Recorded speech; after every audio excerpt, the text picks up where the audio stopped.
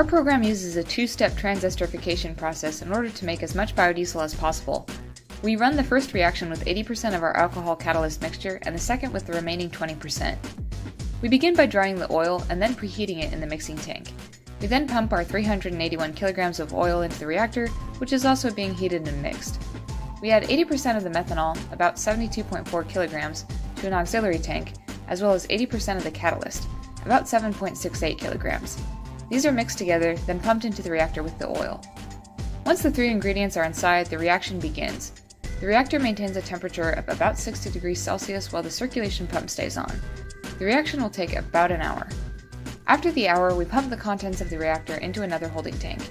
The tank is filled with a mixture of biodiesel fuel, glycerin, which is a byproduct of the biodiesel reaction, and excess methanol and catalyst. We run this through our demethylator, which helps recover some of the excess methanol left in the fuel.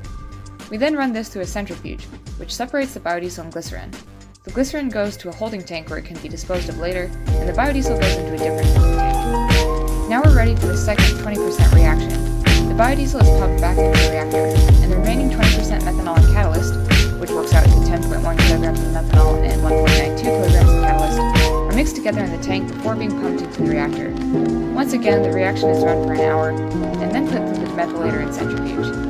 The substance you're left with is biodiesel fuel, but it still has impurities. The next step is to wash the biodiesel to ensure you're making